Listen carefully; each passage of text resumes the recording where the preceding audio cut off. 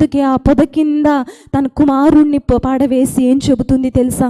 ఈ కుమారుడు నా కళ్ళ ఎదుట చనిపోవడం నేను చూడలేను అని ఎలుగెత్తి ఏం చేస్తుందంటండి ఆ తల్లి?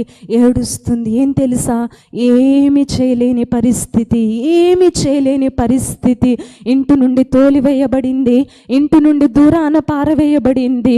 ఒకే ఒక ఆశ కూడా, ఒకే ఒక ఆశ కూడా, ఒకే ఒక ఆశ కూడా లేకుండా నిరాశ కలిగిన స్థితిలో ఒంటరి తల్లిగా నిలవబడిన ఆ తల్లి చెబుతుంది, నా కళ్ళ ఎదుట ఈ కుమారుడి చావును నేను చూడలేను అనే పొద కింద పాడవేసి దూరాన ఏం చేస్తుందంటండి?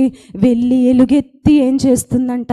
ఏడుస్తుంది. ఈరోజు మనం కూడా ఎలుగెత్తి ఏడుస్తున్నావా? నీ బిడ్డల పరిస్థితిని బట్టి, నా కుమారుడు ఎలానో, నా కుమార్తె ఎలానో, వారి భవిష్యత్తులు ఎలానో, వారి స్థితి ఎలానో, వారి ఫ్యూచర్ ఎలానో, వాళ్ళు ఎలానో, వాళ్ళ చదువులు ఎలానో, వారి వివాహాలు ఎలానో, వారి భవిష్యత్తు ఎలానో, వారు ఎలా బ్రతుకుతారో, ఎలా జీవిస్తారో అని ఎన్నోసార్లు తల్లిదండ్రులుగా పిల్లల గురించి ఎంతగానో ఆందోళన పడుతూ ఉంటారు కదా.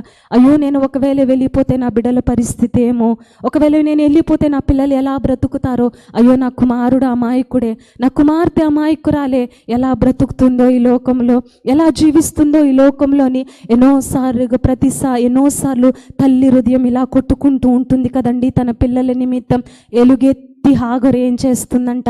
ఏడుస్తుంది. ఈరోజు తల్లిగా నువ్వు కూడా నీ పిల్లల గురించి ఏడుస్తున్నావా? నా పిల్లలు ఎలానో అని ఎలుగెత్తి ఏడుస్తున్నావా? ఎలుగెత్తి కన్నీరు కారుస్తున్నావా? నా పిల్లలు ఎలానో, నా పిల్లల పరిస్థితి ఎలానో, నా కుటుంబం ఎలానో, నా కుటుంబ పరిస్థితి ఎలాగనో అని హాగరులాగా నువ్వు కూడా ఎలుగెత్తి ఏడుస్తున్నావా? కన్నీరు కార్చి ఏడుస్తున్నావా?